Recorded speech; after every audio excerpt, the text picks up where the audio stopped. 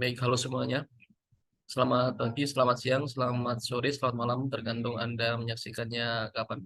Selamat datang di channel Sketsa Channel Group, sebuah channel yang akan membahas tentang digital marketing, internet marketing, dan digitalisasi bisnis. Baik, eh, sebelumnya izinkan saya memperkenalkan diri. Saya Akmal dari Sketsa Channel Group. Sketsa Channel Group bergerak di beberapa bidang, salah satunya ini merupakan sebuah platform yang menyediakan jasa digitalisasi bisnis.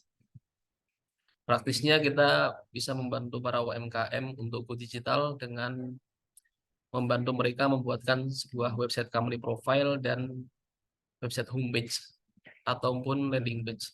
Namun sebelum lebih jauh kita membahas semuanya itu, saya ingin terlebih dahulu menjelaskan apa itu homepage, apa itu company profile, dan apa fungsinya, apa tujuannya, supaya teman-teman sekalian para UMKM ini punya gambaran begitu ya. Baik, sebagai intro kita berikan sedikit gambaran bahwa disadari, diakui atau tidak, UMKM sekarang ini mengalami transformasi yang begitu besar. Salah satu tantangannya adalah dengan gejala disrupsi, kemudian setelah pandemi COVID sampai sekarang ini kita masih melihat beberapa masalah yang ada di UMKM. Itu diantaranya adalah bagaimana mereka tetap bisa relevan dengan perkembangan zaman supaya bisnisnya tetap bisa jalan gitu. Nah, banyak UMKM ini yang kemudian tergopoh-gopoh kesulitan untuk mempertahankan bisnisnya karena memang perkembangan bisnis ini mengalami dinamika yang begitu dinamis begitu ya. Perubahannya sangat cepat ya. Di era ketidakpastian ini tentu dalam perspektif ekonomi global juga kita mengalami beberapa tantangan. Ada inflasi di situ, ada perang Ukraina ya yang turut menurunkan daya beli masyarakat dan sebagainya. Namun kita juga melihat beberapa bisnis ada yang tetap stay gitu. Nah, persoalannya adalah mengapa ada bisnis yang gugur dan ada bisnis yang stay. Tentu itu bisa dikaji dalam berbagai perspektif. Namun saya ingin menyampaikan salah satu kata kuncinya adalah ternyata ada di relevansi bisnis. Nah, untuk bisnis tetap stay dan relevan itu tentu harus menyesuaikan metode bisnis, strategi bisnis, dan cara yang sesuai dengan perkembangan zaman. Kalau tidak, maka bisnis canggih apapun itu terancam untuk gugur begitu ya. Itu nanti efeknya banyak sekali, akan ada efek domino dari mulai lapangan kerja yang berkurang karena PHK dan sebagainya. Nah, maka dari itu salah satu kata kuncinya adalah digitalisasi. Nah, digitalisasi di bisnis itu banyak sekali macamnya. Untuk marketing nanti kalian bisa pelajari, ada semuanya bisa pelajari di digital marketing, email marketing dan sebagainya. Namun kita akan memfokuskan pada pentingnya sebuah website bagi sebuah bisnis di era digital ini. Nah, mungkin sebagai gambaran dasar saja, mungkin Anda sudah mempelajari apa itu website, sudah biasa Anda kunjungi. Jadi semua yang bisa Anda akses melalui situs dan itu ada domainnya, katakanlah domain.com itu adalah website. Nah, website ini memiliki beberapa jenis tergantung fungsi dan tujuannya. Ada website-website yang di situ memang ditujukan untuk penjualan. Maka kita bisa melihat contohnya misalkan ada platform e-commerce ya seperti marketplace, Tokopedia, Shopee dan sebagainya itu disebut sebagai website e-commerce. Namun ada juga website-website yang digunakan untuk memberikan sebuah akses terhadap berita. Itu website portal seperti misalkan kompas.com dan sebagainya. Ada juga website yang digunakan untuk sebuah institusi tertentu seperti sekolah, universitas dan sebagainya. Itu nanti bisa dipelajari. Namun untuk bisnis sendiri minimal ada dua yang ingin saya katakan. Dengan dua website ini bisnis itu bisa minimal stay relevan dan bertahan eksis di era digital ini. Kemudian dengan dua website ini bisnis bisa bersaing dengan kompetitor lainnya. Nah, sebelum jauh ke sana, saya ingin memberi gambaran bahwa salah satu yang penting di dalam sebuah bisnis yang membedakan antara sekedar jualan sama bisnis yang katakanlah bisa bertahan gitu ya. Itu selain memastikan bahwa produk atau jasanya itu diminati oleh pelanggan dan memiliki customer yang loyal dan dibutuhkan oleh pelanggan, di situ ada demand di situ dan juga daya beli pelanggannya bisa menjangkau itu. Yang kedua adalah branding. Betapa kekuatan branding itu bisa membedakan bisnis satu dengan bisnis yang lain.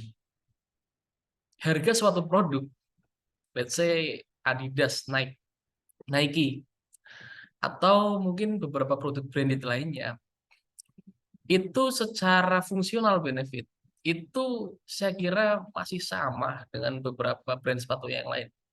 Namun apa yang kemudian membedakan brand-brand ini terhadap brand lain dari segi harga? Misalkan LV, Louis Vuitton, dan sebagainya. Atau mungkin yang brand-brand Indonesia, Anda bisa sebutlah, katakanlah yang lumayan bagus itu untuk eh, laptop itu ya, mungkin Asus atau yang lainnya. Itu apa? Yaitu branding. Dan di branding itu tidak serta-merta menyajikan fungsional benefit, tapi mereka lebih menyajikan kepada persepsi konsumen terhadap brand itu yang lebih mengarah pada emosional benefit. Saya katakan begini, kenapa ada orang katakanlah menggunakan jaket LV misalkan Louis Vuitton atau tas LV gitu ya. Kenapa orang ada yang cukup menggunakan brand yang nggak terkenal sama sekali katakanlah gitu ya. Kenapa orang mau membeli katakanlah Harley Davidson? Kenapa orang cukup menggunakan motor bebek misalkan? Kenapa orang membeli katakanlah es krim biasa kemudian gelato? Apa yang membedakan di antara keduanya? Kenapa orang ada yang memilih untuk membeli katakanlah fried chicken di KFC atau di jalanan? Nah, ini semua adalah soal-soal yang berkaitan dengan keberhasilan sebuah brand dalam menyampaikan value brandnya atau brandingnya bisa tersampaikan. Nah, branding itu kata kuncinya adalah persepsi masyarakat atau persepsi konsumen terhadap suatu brand. Apa kemudian experience yang didapatkan ketika customer itu membeli atau mengenakan produk atau jasa itu. Nah, biasanya adalah ini didominasi tindakannya karena emotional benefit. Emotional benefit itu salah satunya kalau saya beli ini saya bangga nih. Wah, bangga nih gue pakai brand A kan. Bisa dilihat temen. Itu adalah emotional benefit. Wah, kalau pakai ini nanti gue bagi keren. Nah, oh kalau pakai brand ini gue jadi kekinian. Nah, ini namanya adalah emotional benefit, bukan functional benefit. Nah, yang membedakan harga di suatu produk itu adalah emotional benefitnya. Maka wajar katakanlah ketika ada brand yang sudah terkenal sekali ya, kemudian produknya itu bisa naik, namun tetap apa? Dibeli dan laku karena brandingnya sudah apa? Sudah jadi. Nah, kalau di zaman dulu kita mengenal beberapa struktur dari branding itu salah satu aset branding itu ya jelasnya merek. Kemudian merek itu diterjemahkan mungkin di beberapa brand identity ada yang namanya logo. Selain logo ada tagline. Kita contohkan misalkan teh botol sosro itu apapun makanannya, minumnya teh botol sosro itu ada tagline-nya di situ, ada semboyannya, ada namanya. Kemudian ada logonya. Kemudian katakanlah ada centang ya, logo centang itu adalah salah satu brand identity dari dari Nike, sorry. Nah, ini merupakan salah satu unsur dari branding yaitu logo dan tagline. Nah, kemudian di zaman dulu sebelum era digital, maka logo-logo ini ditampilkan di mana? Ya, banyak medianya ya. Selain di media digital, itu biasanya kita lihat di papan flyer atau mungkin di plang-plang ya kita bilangnya gitu ya. Nah, namun di era digital ini apa yang kemudian bisa membedakan suatu brand dengan brand lain, maka adalah aset branding digitalnya. Katakanlah begini, saya mau bertanya ketika Anda misalkan mencari sebuah batik tulis gitu, atau mungkin mencari sweater, atau mencari laptop, atau mencari, produk, celana misalkan. Apa yang kemudian Anda lakukan? Di era digital ini saya berasumsi Anda pasti membuka beberapa platform ya, salah satunya mungkin ada TikTok, Instagram ya, atau mungkin marketplace gitu ya. Namun biasanya Anda juga sebelum ke situ, Anda biasanya buka website dulu. Nah, ketika di website ketika di browser, sorry, membuka browser dulu ya, misalkan Google Chrome gitu ya. Kemudian Anda ketikkan tuh, misalkan pakaian kekinian untuk outer pria, pakaian kekinian untuk outer wanita, untuk mahasiswa, untuk SMA, millennials, atau mungkin Anda mencari misalkan merek HP terbaru yang canggih untuk milenial, untuk Gen Z. Itu Anda akan mencari apa? Di mana? Di Google atau search engine ya, sorry. Nah, maka sebuah brand itu ketika ingin sukses di era digital di era digital seperti sekarang, maka brand itu harus memiliki aset digital. Yaitu apa? Yaitu adalah website. Nah, website ini yang kemudian bisa mengangkat brand itu menjadi terakses oleh orang-orang. Oh, kalau ditanya, kamu mau cari apa nih? Oh, saya mau cari kaos kaki. Oh, brandnya apa? Dilihat di Google, oh ada nih websitenya. Maka orang akan lebih mudah mengakses, oh ini loh brandnya, oh value-nya ini perbedaannya ini udah dipakai oleh artis ini dan sebagainya, exposure. Itu akan lebih apa namanya, bisa mengkomunikasikan brand itu terhadap customer. Dan kemudian customer juga akan lebih percaya. Coba Anda amati bagaimana respon Anda ketika Anda melihat katakanlah satu brand yang dia hanya ada di satu platform, katakanlah Instagram, atau brand ini ada di berbagai platform. Di Instagram ada, TikTok ada, Tokopedia ada, ya Shopee ada, termasuk website ada. Maka Anda akan lebih percaya, ya rekognisinya itu lebih lebih kuat terhadap brand itu ketika ada websitenya. Betul tidak? Nah, inilah pentingnya website. Nah, kemudian secara lebih lanjut tadi di awal sudah saya katakan apa yang kemudian paling penting dimiliki oleh sebuah brand. Website semacam apa yang perlu dimiliki oleh sebuah brand. Nah, tentu saya sudah mengatakan kisi-kisinya dari awal tadi ada homepage dan company profile. Dan nanti untuk dilanjutkan ke landing page atau website penawaran. Nah, kita berangkat dari homepage dulu. Apa sih homepage? Ya, kita lihat dulu. Homepage itu apa? Nah, oke. Nah, homepage itu adalah halaman utama atau landing page pertama yang dapat dilihat oleh pengunjung saat mengakses sebuah website. Nah, oke, nanti saya berikan contohnya. Objektifnya adalah menarik perhatian. Ya, yang kedua memperkenalkan perusahaan.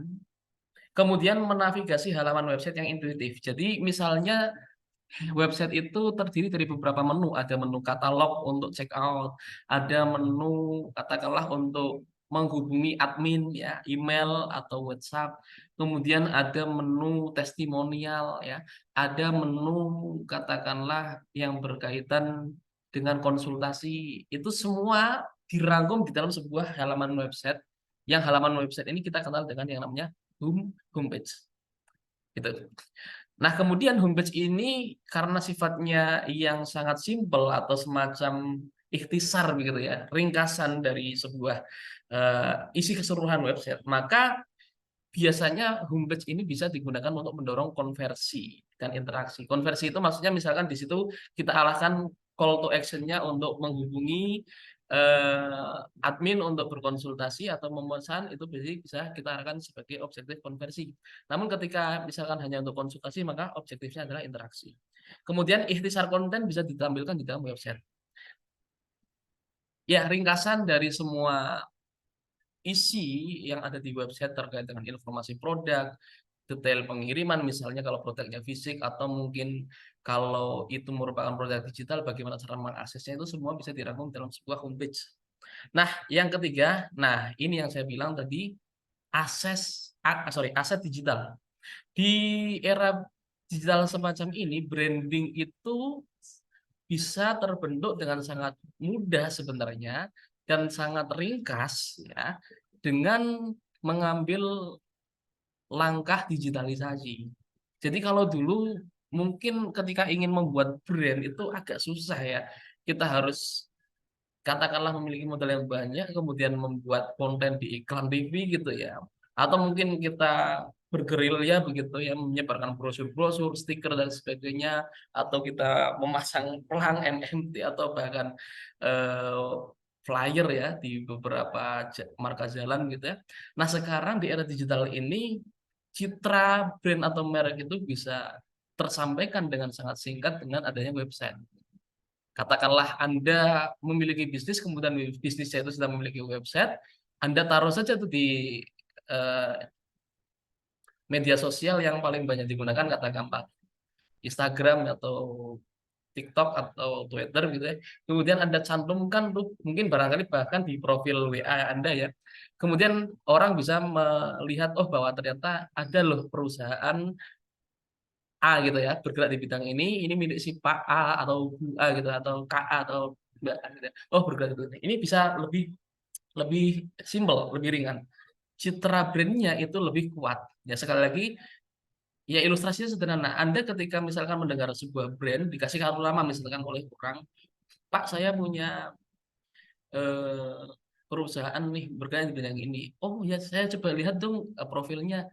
Kalau Anda hanya menyertakan katakanlah apa namanya kartu nama, kemudian mungkin Anda akan menyerahkan PDF gitu ya yang berisi tentang company profile booklet itu atau media yang lain itu akan terlalu ribet ya. Tapi begitu Anda sampaikan ini ada websitenya, silakan Anda akses saja di situ akan lebih interaktif dan mudah dipelajari. Apalagi zaman sekarang itu semua serba digital. Maka homepage ini menjadi salah satu aset yang bisa diakses di mana saja, termasuk ketika Anda ingin menyampaikan tentang perusahaan Anda kepada klien atau bahkan kepada rekan bisnis Anda. Nah, kemudian yang namanya website itu dibentuk melalui sebuah sistem ya. Sistemnya kalau sekarang itu biasanya menggunakan basis WordPress. Nah, tentu di situ dengan adanya sistem yang terintegrasi, kita bisa melihat statistik pengunjungnya ya sama seperti ketika Anda menggunakan platform-platform digital lain. Nah, itu pasti ketika kita memiliki website, homepage dan sebagainya itu bisa di-track. Oh, hari ini pengunjungnya sekian ya. Oh, hari ini yang bertanya sampai klik WA sekian. Dan itu bisa didatangkan pengunjungnya tidak hanya organik atau manual, namun juga bisa menggunakan eh, digital marketing. Salah satunya adalah mendatangkan pelanggan dengan mendatangkan pengunjung ke website itu dengan apa? Dengan Facebook Ads atau Google Ads. Nah, kemudian tujuannya apa sih?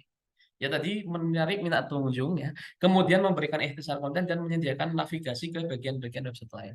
Nah, ini adalah tujuan dari sebuah homepage ya. Oke ya. Kita coba bedah ya.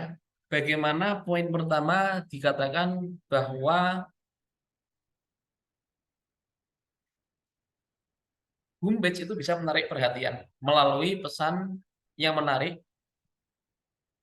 tampilan visual yang menarik dan deskripsi yang sangat jelas.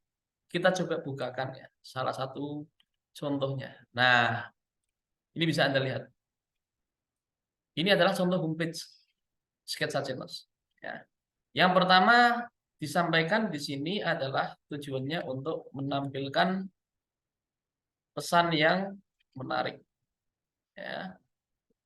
Nah, di sini kita lihat sudah ada info, ya, kemudian gambar produk-produk, ya, kemudian apa saja headline atau katakanlah pesan inti ya dari sebuah promo untuk produk. Misalkan di sini disebutkan sweater polos premium ya untuk outfit milenial keren maksimal. Nah, ini merupakan salah satu pesan yang tersampaikan dengan sangat simple tapi menarik. Dan strukturnya juga sedikit saja ya. Ada banner-banner ya. Kemudian di sini ada join reseller ya, kemudian custom ya, bikin komunitas sulit tak terbatas dan ada batik tulis misalkan Aji Ningroso Sono. Nah, ini adalah salah satu bentuk homepage yang tadi simple, secara visual menarik, namun juga deskripsinya itu bisa apa? Bisa dipahami ya, dengan mudah karena sifatnya adalah simple. Nah, ini. Kita lanjut. Yang kedua, selain menarik perhatian, ya, kita ada objektif memperkenalkan perusahaan. Nah, saya contohkan lagi. Nah, di sini di homepage ini ya, bisa dicantumkan deskripsi mengenai informasi website itu berisi tentang apa atau menyediakan jasa atau layanan apa. Nah, di sini kita sampaikan contoh ada website Skisasinos yang menyediakan sweater, nah, atau batik tulis. Informasi mengenai jasa atau produk yang disediakan itu bisa ditampilkan dalam satu halaman website yang disebut sebagai homepage. Nah, kemudian yang ketiga apa? Yang ketiga adalah ya tadi sudah memperkenalkan perusahaan. Yang ketiga adalah membangun citra, menyediakan navigasi. Nah, ini yang saya katakan di homepage itu lebih simpel karena masing-masing dari strukturnya itu memberikan navigasi. Misalkan di sini nanti Anda bisa diklik, nanti akan masuk ke laman website untuk katalog sweater. Dan di bawahnya nanti Anda bisa diklik nanti masuk ke katalog yang batik.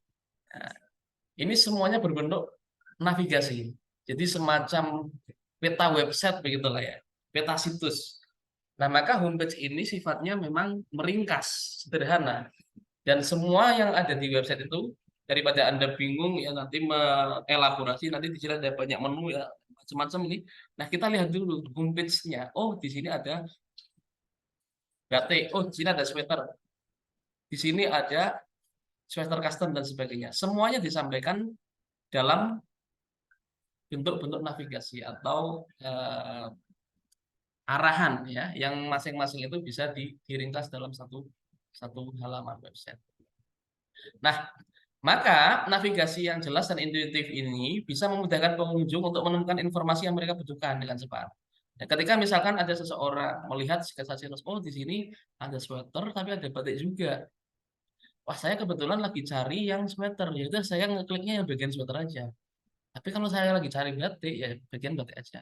Nah, sudah terbagi-bagi ke dalam tombol-tombol navigasi yang terpisah. Maka ini bisa memudahkan pengunjung website Anda untuk mencari informasi produk yang dibutuhkan. Nah, kemudian mendorong interaksi dan konversi. Nah, misalnya kita melihat di sini ya, oke. Ya, misalkan di sini ada pelajari selengkapnya, diklik itu namanya call to action, ajakan untuk bertindak. Misalkan di sini saya mau join, klik. Nah, ini namanya call to action. Kalau di dalam digital marketing disebut juga konversi. Jadi bisa diarahkan sesuai dengan objektifnya. Misalkan di sini akan diarahkan beli sekarang, juga bisa ditambah di sini beli sekarang ya. Nah, ini yang disebut sebagai call to action. Nah, homepage itu sebagai website ringkasan bisa memudahkan interaksi dan konversinya bisa ditingkatkan karena dengan tampilan yang sederhana sudah bisa memberikan deskripsi yang bisa memahamkan kepada audiens, maka call to action yang ada di ujung homepage itu bisa lebih bekerja atau work karena sudah memberikan informasi yang jelas di awal. Kemudian memberikan ikhtisar konten. Nah, ini yang kita lihat di sini singkat sekali ya. Nanti kita akan bandingkan dengan company profile. Ya, jadi ini secara singkat saja. Ya. Ada sweater macam-macam. Nanti akan dibandingkan misalkan di masing-masing menu ini ya, atau nanti di bagian katalog ini. Itu akan lebih kompleks. Ya, nanti menunya juga banyak sekali karena ini website tentang digital marketing ya. Nah, di homepage ini kita bisa ringkas dalam satu halaman yang sangat mudah dipahami. Ya. Kemudian ada objektif membangun citra merek. Nah, jelas ya. Ketika Anda melihat website Sketsa Cintas misalnya, oh Sketsa Cintas Group ada websitenya kok keren banget, ya menarik nih. Lihat-lihat tapi kalau Anda melihat misalkan websitenya itu tidak profesional, tidak pakai domain.com misalnya, kemudian warnanya juga tidak disesuaikan, ya. Kemudian kita lihat, kalau Anda lihat ini, ya fontnya itu disesuaikan, fontnya yang pertama pakai font jenis ya yang lumayan artistik, di bawahnya juga sama. Nah, konsistensi font semacam ini juga bisa diperhatikan, ya. Jangan asal-asalan di dalam membuat website homepage. Nah, kesemuanya ini menjadi media untuk membangun citra merek. Misalnya dengan citra atau gaya tampilan visual yang katakanlah colorful, ya, kemudian warnanya cerah, ya, kemudian juga dengan tulisan yang lumayan tegas namun artistik. Ini kan Sketsa Channels ingin mengatakan bahwa outfit yang disediakan di Sketsa Channels ini cocok untuk milenial, ya, cocok untuk Gen Z. Nah, ini citra perusahaan bisa disampaikan melalui homepage. Kemudian yang terakhir, ya, memperoleh informasi pengunjung. Ya, jadi nanti kalau Anda melihat misalkan di sini, ya, ini namanya dashboard untuk website yang kita gunakan kebetulan adalah WordPress, ya.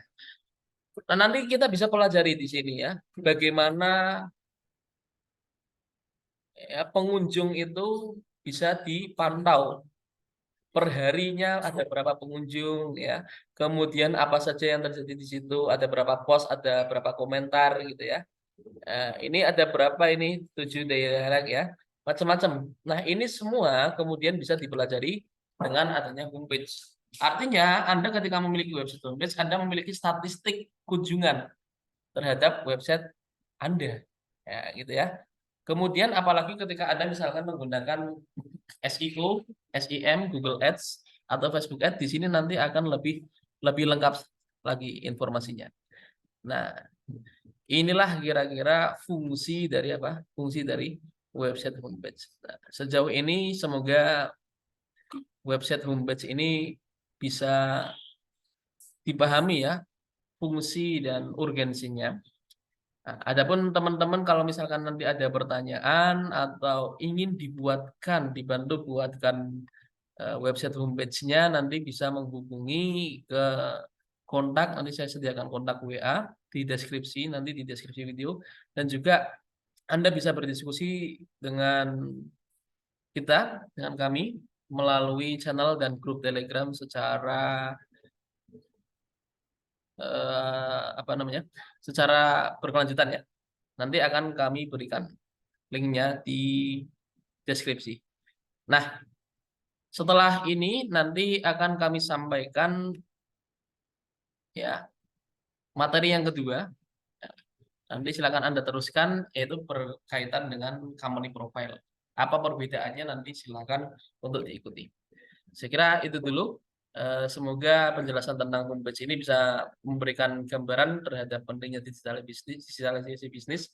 Jika Anda tertarik untuk mempelajari, berdiskusi tentang homepage ini, atau mungkin bahkan ingin dibuatkan, nanti Anda bisa berkonsultasi dengan kami dari Sketsa Channels Group. Saya kira demikian. Terima kasih. Wassalamualaikum warahmatullahi wabarakatuh.